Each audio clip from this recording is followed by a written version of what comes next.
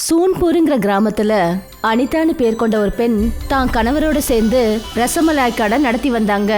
அனிதா கடையோட ரசமலாய் எல்லா இடத்துலயும் ரொம்ப பிரபலமானது.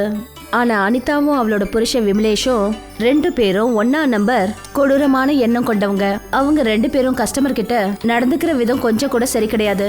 ஒரு நாள் நடந்த விஷயம், சோன்பூர் கிராமத்தை சேர்ந்த அபிமன்யுன்னு பேர் கொண்ட ஒரு ஆளு அனிதாவோட கடைக்கு ரசமலாய் சாப்பிடறதுக்காக வந்தாரு. என்ன விஷயம் அபிமன்யு? ரொம்ப நாளைக்கு அப்புறம் இன்னைக்குதான் என் கடைக்கு வர தோணுச்சா உனக்கு? இன்னைக்கு உங்கள் கடையில் செஞ்ச அந்த ரசமலாயை என் பொண்ணு சாப்பிட்டே ஆகணும்னு ரொம்பவே அடம் பிடிச்சிக்கிட்டு இருக்கா, அதான் வாங்கலான்னு வந்தேன். ஆனா என்கிட்ட கிராமத்தை சேர்ந்த ஒரு ஆளு சொன்னாரே, இப்பெல்லாம் நீ வேற ஏதோ ஒரு கடையில தான் ரசமலாய் வாங்குறியாமே. நீங்கள் எந்த கடையை பற்றி பேசிகிட்டு இருக்கீங்களோ அந்த கடை மோகன் ஐயாவோடது தானே. அவரோட கடைக்கிட்ட கட்டாயப்படுத்தி என்னை நிற்க வச்சுட்டாரு. அதனால நான் கட்டாயத்தால் அவரோட கடைக்கிட்டேயே நின்றுட்டேன். ஆமா, நீ என்ன நினைச்சுக்கிட்டு இருக்கிற அபிமன்யு? நான் என்ன முட்டாள்னு நினைச்சியா? அதையே நேரடியா என்கிட்ட சொல்ல மாட்டேங்கிற. போன தடவை வந்த போது என் கடையில 50 ரூபாய் கடன் வச்சுட்டு போயிட்ட. அதுக்கப்புறம் நீ இந்த பக்கம் ஆளையே காணோம். இன்னைக்கும் என் கண்ணில் படாம இந்த இடத்த விட்டு எஸ்கேப் ஆகணும் தானே நினைச்ச? இல்லைன்னா உங்ககிட்ட நான் 50 ரூபா வாங்கிடுவேனேங்கிற பயம். அனிதா பேசுறத கேட்டுட்டு அங்க பக்கத்துல நின்றுட்டு இருந்த கஸ்டமர்ஸ் அபிமன்யுவே எல்லாரும் பார்த்துக்கிட்டு இருந்தாங்க. இங்கே பாருங்க அனிதா மேடம், நான் உங்களையும் உங்களோட ஹஸ்பண்டையும் ரொம்பவே மதிக்கிறேன். ஆனால் அந்த ஒரே ஒரு காரணத்துக்காக நீங்கள் உங்களோட கஸ்டமருங்க எல்லாருக்கும் முன்னாடி என்னை அவமானப்படுத்துறீங்க. நான் ஏழைங்கிறத ஒத்துக்கிறேன், ஆனால் உங்களோட 50 ரூபாய் கொடுக்க முடியாத அளவுக்கு நான் ஒன்றும் அந்த அளவுக்கு கஷ்டப்பட்டுட்டு இல்லை. அனிதாவோட புருஷன் விமலேஷ் கோவப்பட்டு சொன்னாரு, நான் உங்ககிட்ட எத்தனை தடவை சொல்லியிருக்கேன், இந்த ஏழைங்களை நம்ம கடைக்குள்ளே சேர்க்கவே சேர்க்காதன்னு. பணம் கொடுக்குறேங்கிற பேரில் இவன் நம்மளை அவமானப்படுத்துகிறான். நீங்கள் ரொம்ப தப்பாக பேசுகிறீங்க விமலேஷ் ஐயா. நான் ஒன்றும் உங்களை அவமானப்படுத்தலையே. அது மட்டும் இல்லாமல் என்கிட்ட காசு இருக்குன்னு நான் சொல்லி காட்டலையே. நான் என்ன சொல்ல வந்தேன்னா, அனிதா மேடம் என்னை இந்த மாதிரி அவமானப்படுத்தக்கூடாதுன்னு தான் நான் சொல்ல வந்தேன். முதல்ல நீ உன்னோட நிலைமையை பாரு. கிராமத்தில் எல்லாருக்கும் தெரியும் நீ ஒரு கூலிக்காரன்னு தெரியும். மாசத்துல 15 நாள் தான் உனக்கு வேலை கிடைக்குது. அதை வச்சு தான் உன் குடும்பத்தை ஓட்டுற. இப்போ ஒழுங்கு மரியாதையா 50 ரூபாய் எடுத்து இங்க வை. இங்க இருந்து ஒழுங்கா போயிடு சொல்லிட்டேன். அபிமன்யு தன்னோட பாக்கெட்ல தேட ஆரம்பிச்சாரு. ஆனா கொஞ்ச நேரத்துல அபிமன்யோட நெத்தியில வேர்வை துளி சொட்ட ஆரம்பிச்சது. எல்லாரும் பாத்தீங்களா, இவன் கிட்ட ஒரு தம்படி பணம் கூட கிடையாது. ஆனா பாரு பேச்ச, கௌரவமா கௌரவம். ஆனா கிராமத்து ஜனங்க எங்களை பார்த்து என்ன சொல்றாங்க? நாங்க ஏதோ நடந்துக்கிற விதம் சரியில்லையா. தயவு செஞ்சு நான் சொல்றத நம்புங்க. எனக்கு நல்லா ஞாபகம் இருக்கு. நான் என்னோட பாக்கெட்ல 100 ரூபாய் வச்சிருந்தேன். நான் என்ன நினைச்சேன்னா, 50 ரூபாய்க்கு என் பொண்ணுக்கு 2 ரசமலாய் வாங்கிட்டு மீதி 50 ரூபாயை உங்ககிட்ட வாங்கின கடனை திருப்பி கொடுத்துடலான்னு நினைச்சிட்டு இருந்தேன்.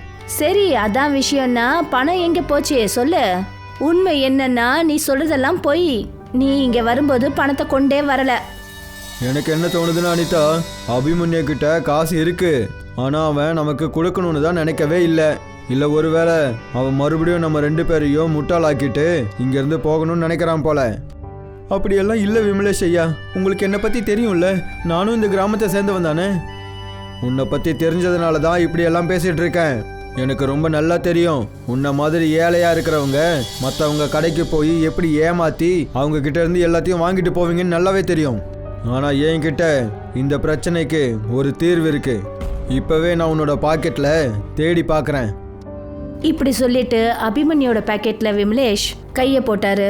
ஆனா கொஞ்ச செகண்ட்லயே விமலேஷோட கையில அபிமன்யு பாக்கெட்ல இருந்து எடுத்த 100 ரூபாய் நோட்டு இருந்தது. நீங்களே பாத்தீங்கல்ல, கிராமத்து ஜனங்க எங்க 2 பேரோட சுபாவத்தையும் தப்பா பேசுவாங்க. ஆனா இவன் பண்ணதை பாத்தீங்களா? 100 ரூபாயை இவனோட பாக்கெட்ல தான் வச்சிருக்கான். ஆனா இவன் நடிச்சிட்டு இருந்ததை பாத்தீங்கல்ல, அவன் கிட்ட காசே இல்லாத மாதிரி நடிச்சிட்டு இருந்தான். ஆனா நான் சொல்றத தயவு செஞ்சு நம்புங்க. நான் என்னோட பாக்கெட்ல கை விட்டு பார்த்தப்போ அப்போ அதுல காசு இல்லை. போதும் போதும், ரொம்ப பேசாத. இதுக்கப்புறம் எங்க கடைக்கு என்னைக்கும் வர வேலை வச்சுக்காத. இத சொல்லிட்டு அனிதாவும் விமலேஷும் அபிமன்யுவை ரொம்ப அவமானப்படுத்தினாங்க. அப்புறம் அவங்க கடையை விட்டு கழுத்தை பிடிச்சி வெளியே தள்ளினாங்க. அபிமன்யு கண்ணில் கண்ணீரோட தன்னோட வீட்டுக்கு திரும்பி வந்தாரு. அவருடைய பொண்ணு கஜ்ரி அபிமன்யுக்காக தான் காத்துக்கிட்டு இருந்தா. அப்பா, நான் உங்களுக்காக எவ்வளோ நேரமாக காத்துட்டு இருக்கேன் தெரியுமா? ஆனால் நீங்கள் வெறும் கையோட வரீங்க. ஆமாம், எனக்கு வாங்கிட்டு வரேன்னு சொன்ன ரசமலாய் எங்க? கஜ்ரி சொன்னதை கேட்டுட்டு அபிமன்யோட கண்ணில் கண்ணீர் வர ஆரம்பிச்சிருச்சு. இன்னைக்கு என்னால உனக்கு ரசமலாயா வாங்கிட்டு வர முடியலம்மா. கஜ்ரி அழுதுகிட்டே அந்த இடத்த விட்டு போயிட்டா. அபிமன்யு கண்ணில் கண்ணீரோட தான் பொண்ணு போறதையே பார்த்துக்கிட்டு இருந்தாரு. அப்பதான் அவருடைய மனைவி ராதிகா அங்க வந்தா. கஜ்ரி உங்களுக்காக ரொம்ப நேரமா காத்துட்டு இருந்தாங்க. பாவம், நீங்க அவ மனசையே சங்கடப்படுத்திட்டீங்க. தான் மனைவி சொன்னதை கேட்டுட்டு அபிமன்யுவுக்கு ரொம்ப கஷ்டமா இருந்தது. என்னங்க ஆச்சு? நீங்க எதுக்காக அழறீங்க? எதுவும் பிரச்சனை கிடையாது. நீங்க யார் கூடயாவது சண்டை போட்டுக்கிட்டீங்களா என்ன?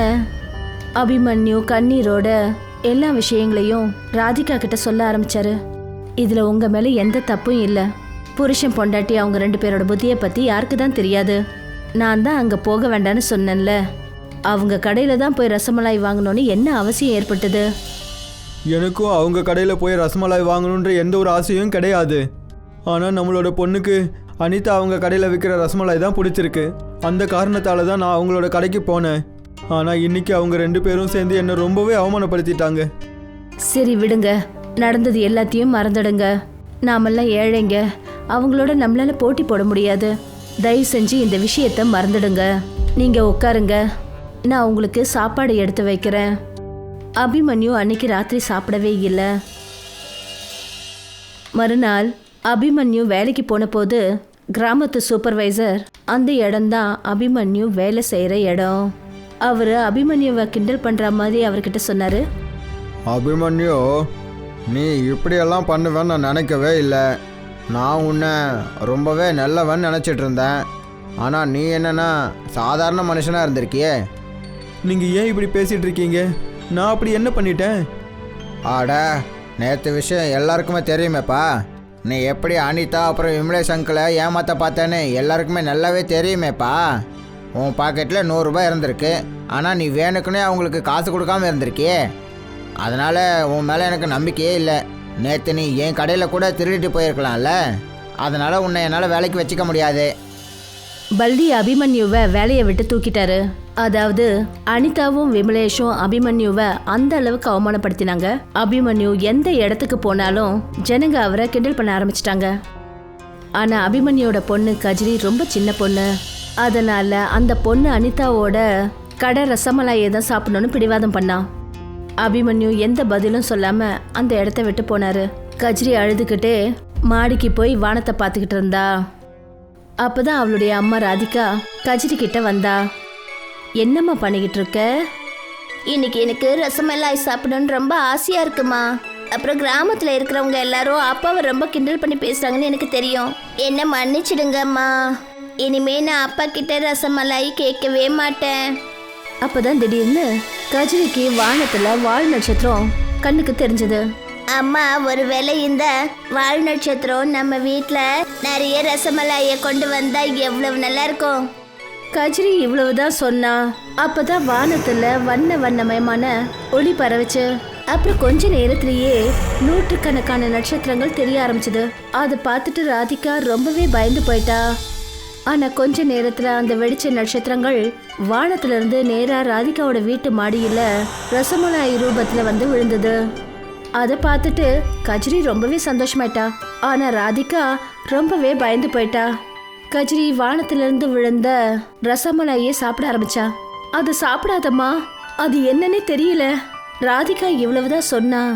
அப்பதான் மேல இருந்து ஒரு நட்சத்திரம் மறுபடியும் கீழே விழுந்தது. ஆனா அந்த நட்சத்திரம் ஒரு அழகான ஆண் உருவத்துக்கு மாறுச்சு. அபிமன்யு மறைஞ்சிருந்து இது எல்லாத்தையும் பார்த்துட்டு இருந்தாரு. அவர் உடனே மேலே வந்தாரு. அந்த அழகான மனிதர் அபிமன்யுவை பார்த்து சொன்னாரு. பயப்படாத அபிமன்யு, நான் ஒரு மாய நட்சத்திரம். நான் உங்களுக்கு உதவி பண்ணுறதுக்காக வந்திருக்கேன். ஆனால் நாங்கள் அதை எப்படி நம்புறது, நீங்கள் ஒரு மாய நட்சத்திரம்னு? அதாவது நேற்று உனக்கு அவமானம் நடந்துச்சுல்ல, அப்போவே அந்த விஷயத்தை பற்றி எனக்கு தெரியும். அனிதாவும் அந்த விமலேஷும் வேணும்னே தான் உன்னை அவமானப்படுத்தி இருக்காங்க. எங்களோட மாய உலகத்தில் வாழ்கிற மக்களுக்கு ரசமலாய்னா ரொம்பவே பிடிக்கும். உனக்கு நடந்த அவமானம் எங்களுக்கும் அவமானம். இன்னையிலேருந்து இந்த உலகத்திலேயும் மாய நட்சத்திரங்கள் உலகத்தில் செய்யப்பட்ட ரசமலாய் விற்கும். அதை நீ தான் விற்க போற. இதுதான் என்னுடைய ஆசை. இத சொல்லிட்டு அந்த மனிதர் அங்கிருந்து மறைஞ்சிட்டாரு. அப்புறம் 100கணக்கான நட்சத்திரங்கள் அபிமன்யோட வீட்டுல விழுந்தது. கொஞ்ச நேரத்துல அபிமன்யோட வீடே ஒரே ரசமலாய் கூட்டமா நிறைஞ்சிடுச்சு. மறுநாள் அபிமன்யு தன்னோட வீட்டு வாசல்ல அந்த ரசமலாய வச்சு வியாபாரம் பண்ணாரு. அபிமன்யோட வீட்டுக்கு சில கஸ்டமருங்க அபிமன்யு கிட்ட வந்து சொன்னாங்க. இது என்னது? இது ரசமலாய் என்ன? சரி சரி, அப்போ எனக்கும் கொடு. அந்த கஸ்டமர் ஒரே ஒரு ரசமலாயை சாப்பிட்டாரு. அந்த ரசமலாயை சாப்பிட்ட உடனே அவர் ரொம்ப சந்தோஷமாயிட்டாரு. நான் இந்த உலகத்தில் எல்லா கடையிலையும் ரசமலாய் சாப்பிட்ருக்கேன், ஆனால் இந்த மாதிரி ஒரு ரசமலாயை என்னோட வாழ்க்கையில் நான் சாப்பிட்டதே இல்லை. கொஞ்ச நாள்ல அபிமன்யோட வீட்ல கிராமத்து ஜனங்க அப்புறம் இன்னும் நிறைய பேர் ரசமலாய் வாங்கறதுக்காக கூட்டமா நின்னுட்டு இருந்தாங்க. அபிமன்யு சில மாசங்கள்லயே மார்க்கெட்ல ஒரு பெரிய கடைய வாங்கி அந்த ரசமலாய வியாபாரம் பண்ண ஆரம்பிச்சாரு. அப்புறம் இந்த விஷயம் விமலேஷ்கோ அனிதாவுக்கோ சுத்தமா பிடிக்கவே இல்லை. எனக்கு இந்த விஷயம் புரியவே மாட்டேங்குது அனிதா. இந்த அபிமன்யு கிட்ட இவ்வளோ பணம் திடீர்னு எப்படி வந்துச்சு? இந்த விஷயம்தான் என் மூளைய பயங்கரமா குழப்பிட்டு இருக்கு. ஒருவேளை நம்ம அவனை அவமானப்படுத்தி பெரிய தப்பு பண்ணிட்டோமா? அட, இந்த கிராமத்துல முதல் ஆளையா நாம இப்படி அவமானப்படுத்தி இருக்கோம். இன்னைக்கு நம்ம 2 பேரும் சேர்ந்து கண்காணிக்கணும். கிராமத்து ஆளுங்க கொஞ்சம் பெரிய என்கிட்ட என்ன சொன்னாங்கன்னா, ராத்திரி நேரத்தில் அபிமன்யோட வீட்டு மாடியில் திடீர்னு வானத்திலேருந்து வெளிச்சங்கள்லாம் வந்துக்கிட்டே இருக்கான். எனக்கு என்ன தோணுதுன்னா, எல்லா ரகசியமும் அங்கே தான் இருக்குன்னு நினைக்கிறேன். அநேகமா நீங்க சொல்றது சரியாதான் இருக்கும். அன்னைக்கு ராத்திரியில இருந்து அனிதாவும் விமலேஷும் மறைஞ்சிருந்து கமலேஷோட வீட்டை பார்த்துட்டு இருந்தாங்க. அவங்க பார்த்தாங்க, வானத்துல தெரியுற எரி நட்சத்திரங்கள் அபிமன்யோட வீட்டு மாடியில விழ ஆரம்பிச்சது. அப்புறம் கொஞ்ச நேரத்திலேயே அது எல்லாமே ரசமலாயா மாற ஆரம்பிச்சிடுச்சு. இந்த மாதிரி ஆச்சுன்னா அபிமன்யு வெளியே போய் ரசமலாய் வாங்க வேண்டிய அவசியமே இருக்காதே. நீங்க எதுக்கு கவலைப்படுறீங்க? நான் இங்க வரும்போது வெறும் கையோட ஒன்றும் வரல. வரும்போது ஒரு விஷயத்தை எடுத்துட்டு தான் வந்தேன். இப்படி சொல்லிட்டு அனிதாவும் விமலேஷும் அபிமன்யோட வீட்டுல பெட்ரோலை ஊத்த ஆரம்பிச்சாங்க. அவங்க 2 பேரும் அந்த வீட்டுல நெருப்பு வைக்க முயற்சி பண்ண போது அந்த இடத்துக்கு அபிமன்யு வந்துட்டாரு. நீங்க 2 பேரும் என்னோட வீட்டில் என்ன பண்ணிட்டு இருக்கீங்க? அபிமன்யுவை பார்த்த உடனே விமலேஷ்க்கு என்ன பண்றதுன்னு தெரியல, பயந்துட்டாரு. ஆனா அனிதா கொஞ்சம் கூட வெக்கமே இல்லாம அபிமன்யு கிட்ட சொன்னா, உனக்கு பார்த்தா தெரியல, உன் வீட்டுல பெட்ரோலை தெளிச்சிட்டு இருக்கோம். என்ன? ஆனா எதுக்காக நீங்க இப்படியெல்லாம் பண்ணிட்டு இருக்கீங்க? ஒன்னால எங்க ரசமலாய் கடையே அழிஞ்சு போச்சு. அப்புறம் உன் வீட்டுக்கு மட்டும் நடக்கிற இந்த அதிசயம் எப்படின்னு நேரடியா சொல்லிடு. எப்படி உன் வீட்டு மாடியில மட்டும் எரி நட்சத்திரங்கள் கீழே விழுது, அப்புறம் அது எப்படி ரசமலாயே மாறுது? இல்ல, என்னால உங்ககிட்ட அதை சொல்ல முடியாது. அப்பதான் ராதிகாவும் கஜியும் அங்க வந்தாங்க. என்னங்க, இவங்க 2 பேரும் இங்க என்ன பண்ணிட்டு இருக்காங்க? உனக்கு தெரியுமா, இவங்க 2 பேரும் நம்ம வீட்டுக்கு தீ வைக்கிறதுக்காக வந்திருக்காங்க. உங்க 2 பேருக்கும் கொஞ்சம் கூட வெக்கமே இல்லையா? இவ்வளவு கேவலமான செயலை செய்றீங்க. ஓ, உங்க 2 பேருக்கும் அந்த அளவுக்கு தைரியம் வந்துடுச்சா? என்கிட்டயே நீ கேள்வி கேக்குறியா? திடீர்னு வானத்துல வண்ண வண்ண கதிரொளிகள் அனிதா, விமலேஷ், அபிமன்யு, ராதிகா அப்புறம் கஜிரி மேல வந்து விழுந்தது. அப்புறம் கொஞ்ச நேரத்துல அவங்க எல்லாம் அப்படியே மறைஞ்சு போயிட்டாங்க. கொஞ்ச நேரத்துல அவங்க எல்லாரும் ஒரு விசித்திரமான உலகத்துக்கு வந்தாங்க. அந்த இடத்துல நிறைய நட்சத்திரங்கள் மின்னிக்கிட்டு இருந்தது. நிறைய நட்சத்திரங்கள் வெடிச்சு கீழே விழுந்துட்டு இருந்தது. ஆனா ஒரு நட்சத்திரம் வெடிச்ச உடனே அது ரசமலாயா மாறிடுச்சு. அதை பார்த்துட்டு எல்லாருமே ஆச்சரியப்பட்டாங்க. அப்பதான் திடீர்னு அதே மனிதர் தங்க நட்சத்திர ஒளியோட அந்த இடத்துல திடீர்னு தோன்றினாரு. அந்த மனிதரை பார்த்து அனிதாவும் விமலேஷும் பயந்து போயிட்டாங்க. யார் நீ? நாங்க இப்போ எந்த இடத்துல இருக்கோம்? நான் மாய நட்சத்திரங்களோட அரசன். எங்களோட உலகத்துல சாப்பாடோட உருவத்துல ரசமலாய் தான் இருக்கும். அப்புறம் நாங்க எங்க வாடிக்கையாளர்களை ரொம்பவே மதிக்கவும் செய்வோம். எங்க வாடிக்கையாளர்களை அவமானப்படுத்தினா அவங்களுக்கு தண்டனையும் கொடுப்போம். நீங்க 2 பேரும் பல வருஷங்களா உங்களோட கிராமத்துல வாடிக்கையாளர்களை ரொம்பவே அவமானப்படுத்திட்டு தான் வந்திருக்கீங்க. உங்களுக்கு இதுக்கான தண்டனை அவசியம் கிடைக்கும். அந்த தண்டனை என்னன்னா, உங்களோட மீதி வாழ்க்கையை இந்த நட்சத்திர உலகத்தோட ஜெயில தான் கழிக்க போறீங்க. அப்புறம் எப்பவும் உங்களோட உலகத்துக்கு உங்களால திரும்பி போகவே முடியாது. அனிதாவும் விமலேஷும் ஒரு கூண்டுக்குள்ள அவங்களாவே அடப்பட்டிருந்தாங்க. இது என்னுடைய உலகம்.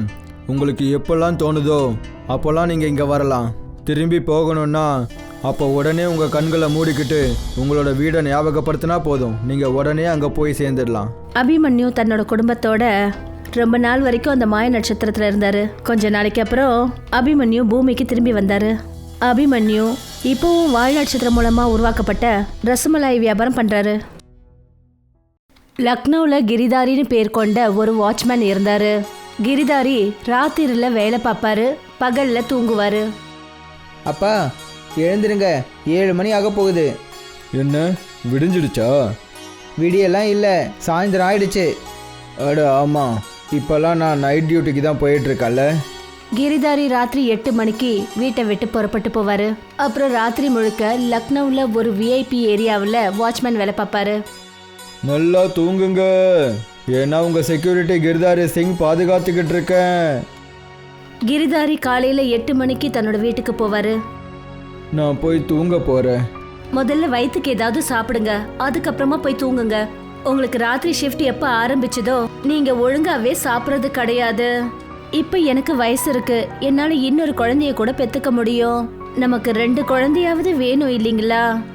ஒரு குழந்தைய வளர்க்கறதுக்கு நான் நைட் ஷிஃப்ட் எல்லாம் போக வேண்டியிருக்கு. ஒருவேளை 2 குழந்தை ஆயிடுச்சுன்னா அதுக்கப்புறம் நான் பகல் ஷிஃப்ட்டையும் சேர்த்து 2 ஷிஃப்ட்டை பார்க்க வேண்டியதாக இருக்கும். அதுக்கப்புறம் என்னோட நிலைமை என்ன ஆகும்னு யாருக்கு தெரியும். அதனால் எவ்வளோ இருக்கோ அதை வச்சு சந்தோஷப்படுறது தான் எல்லாருக்குமே நல்லது. இந்த உலகத்தை நீயும் பார்த்துக்கிட்டு தானே இருக்க. இந்த உலகத்தில் கால் வைக்கிறதுக்கு கூட இப்போ இடம் கிடையாது. தீபக் எங்க? மாடியில இருக்கான். புதுசா 4 பூந்தொட்டி வாங்கிட்டு வந்திருக்கான். தொட்டியில செடி வச்சிட்டு இருக்கான். கிரிதாரியோட பையன் தீபக்குக்கு செடி வளர்க்கறதுனா ரொம்ப பிடிக்கும். அவன் வீட்டு மாடியில 50 பூந்தொட்டி வச்சிருக்கான். தீபக், நீ படிக்கிறது எழுதுறது எதுவும் பண்ணுறதில்ல. மொத்த மாடியையும் செடிங்களால் நிரப்பி வச்சிருக்க. இப்படியே போனால் கொஞ்ச நாளைக்கு அப்புறம் மாடியில் கால் வைக்க கூட இடம் இருக்காது. அப்பா, நீங்கள் சின்னதாக ஒரு பிளாட் வாங்கி கொடுங்களேன். தொட்டியில் செடிங்க பெருசாகவே வளர மாட்டேங்குது. நான் செடிங்களை நிலத்தில் வளர்க்க ஆசைப்பட்றேன். இங்கே பாருப்பா, பிளாட்டு வாங்கி கொடுக்குற அளவுக்கு என்கிட்ட காசு இருந்தா நான் அந்த காசை வச்சு வீட்டை ரெடி பண்ணிடுவேனே. நீ உன்னோட படிப்பில் மட்டும் கவனத்தை செலுத்து. நீ உன்னோட எல்லா டைமையும் இந்த செடிங்களை பார்த்துக்கிறதுலே வேஸ்ட் பண்ணிக்கிட்டு இருக்க. இந்த செடி வளர்க்கறதுனால எந்த பயனும் இல்லை. ஒருவேளை நீ நல்லா படிச்சனா நல்ல வேலைக்கு போகலாம், பணத்தை சம்பாதிக்கலாம், அப்புறம் பணக்காரங்களாகலாம். ஒருவேளை நீ ஃபெயில் ஆயிட்டனா ஒரே கிளாஸில் நீ படிக்கிறதுக்கு அடிக்கடி என்னால் ஃபீஸ் கட்ட முடியாது, புரிஞ்சுக்க. இப்போ கீழே போய் புக் எடுத்து படி.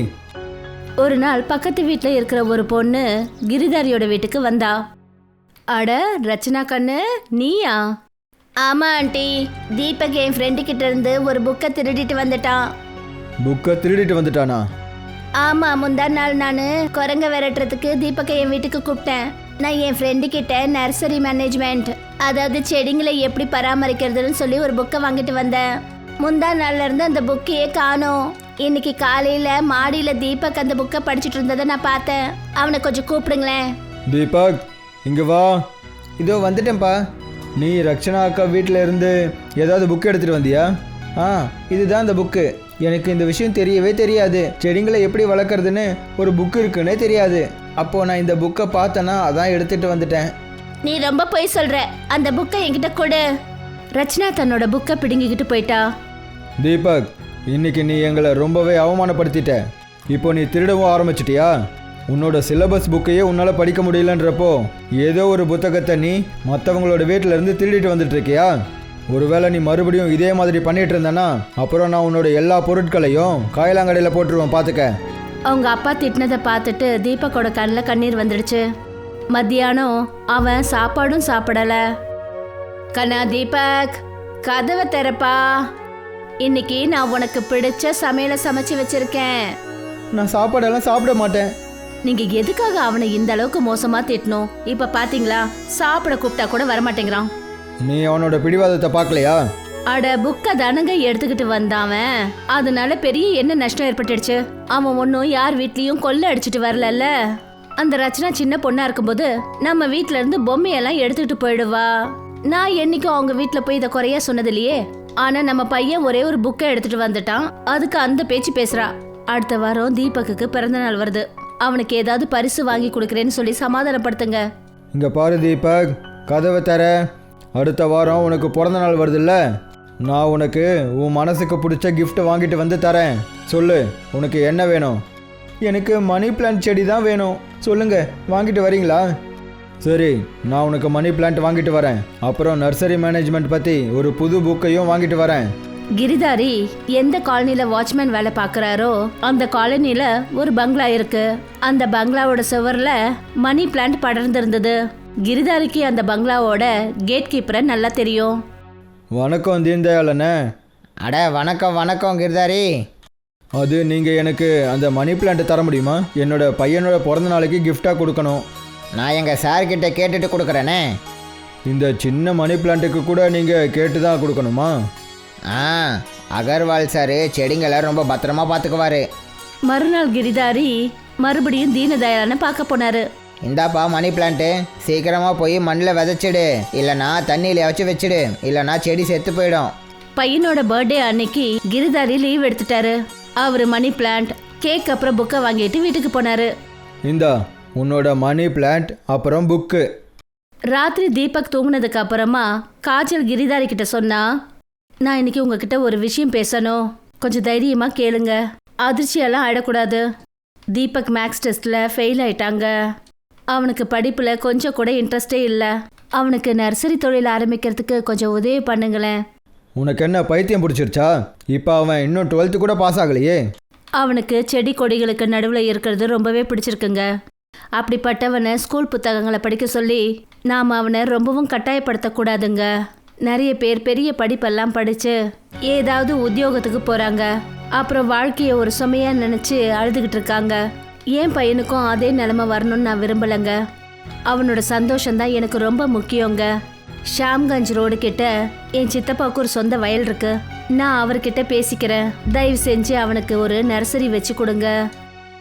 மறுநாள் காஜல் அப்புறம் கிரிதாரி தீபக்குக்கு நர்சரி விஷயத்தை பற்றி சொன்னபோது தீபக்குக்கு ரொம்ப சந்தோஷமாயிடுச்சு. நீங்கள் தான் இந்த உலகத்திலேயே ரொம்ப நல்ல அம்மா அப்பா. எல்லா அம்மா அப்பாவும் என்ன நினைப்பாங்கன்னா அவங்க பசங்க நல்லா படித்து அவங்க வாழ்க்கையில் முன்னேறணும்னு நினைப்பாங்க. ஆனால் சில அம்மா அப்பா தான் உங்களை மாதிரி இருப்பாங்க. பசங்களோட சந்தோஷம் எதில் இருக்குன்னு தெரிஞ்சுக்கிட்டு அவங்களோட கரியரை அவங்களே முடிவு பண்ண வைக்கிறீங்களே. தீபக் தன்னோட 50 பூந்தொட்டிகளோட நர்சரி ஆரம்பிச்சான். அவன் தன்னோட உழைப்பால சில மாசங்கள்லயே 200 செடியாக்கிட்டான். ஒரு நாள் தீபக் சில கஸ்டமர்களோட பேசுறதுல ரொம்ப பிஸியா இருந்தான். அப்போதான் ஒரு கார் நேரா நர்சரிக்குள்ள நுழைஞ்சுது. அந்த கார்னால நிறைய பூந்தொட்டிகள் உடைஞ்சு போச்சு. உங்களுக்கு கண்ணு தெரியலையா என்ன? வெளியில தான் தெளிவாக எழுதி இருக்குல்ல, நர்சரிக்குள்ள வண்டியெல்லாம் எடுத்துகிட்டு வரக்கூடாதுன்னு. என்னோட பேர் ஹரிகிருஷ்ணன் அகர்வால். நான் இந்த அழுக்கான இடத்துல காலை வைக்க மாட்டேன். என்னோட 1 லட்சம் ரூபாய் ஷூ அழுக்காயிடாது. உன்னோட நர்சரியில் நிறைய இடம் அழுக்காக தான் இருக்குது. நீங்கள் என்னோட நிறைய பூந்தொட்டிகளை உடச்சி போட்டுட்டீங்க. இவ்வளோ கோவப்பட வேண்டிய அவசியம் இல்லை. நீ எவ்வளோ பணம் ஆச்சுன்னு சொல்லு, உன் முகத்திலே எறிகிறேன். அப்புறம் எனக்கு சில செடிகளும் வேணும்.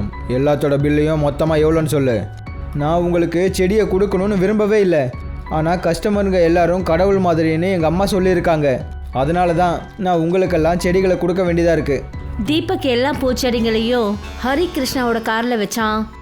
உங்களுக்கு மொத்தம் 3000 ரூபாய் ஆச்சு. 3000 ரூபாய்லாம் நான் சும்மா பிச்சைக்காரங்களுக்கு போடுற மாதிரி. இந்தா எடுத்துக்க. ஹரிகிருஷ்ணா தீபக் மேல பணத்தை தூக்கி வீசினாரு. உங்களுக்கு பேசுறதுக்கு கொஞ்சம் கூட மரியாதையே தெரியலை. மரியாதை கொடுக்கறதெல்லாம் ஏழைங்களோட வேலை. எனக்கு சிட்டியில் ரொம்ப பெரிய பேக்கரி இருக்குது. அதோட பேர் கிருஷ்ணா பேக்கரி. சிட்டியில் நிறைய பர்த்டே கேக்ஸ் என்கிட்ட தான் விற்பனை ஆகுது. உன்ன மாதிரி 20 வேலைக்காரங்க அங்கே வேலை செய்கிறாங்க.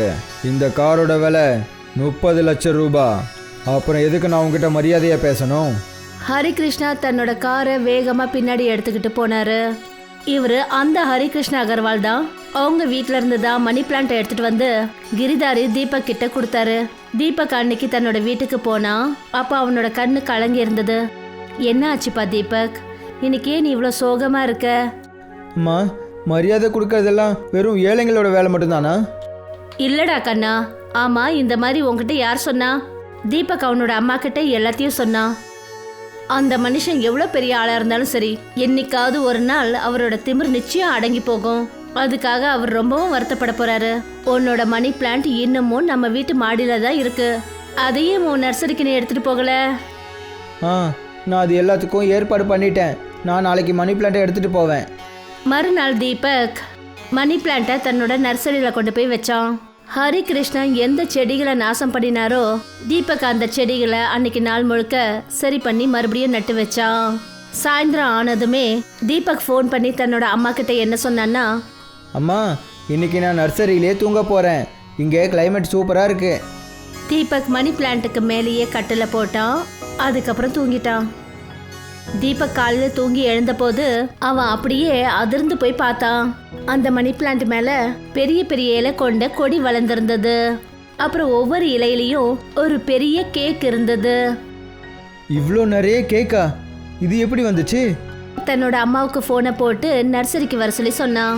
நேத்து வரைக்கும் இந்த மணி பிளான்ட் சாதாரணமா தான் இருந்தது. இதோட இலைகள் ரொம்ப சின்னதா இருந்தது. அப்புறம் இதுல கேக் எதுவும் வரல.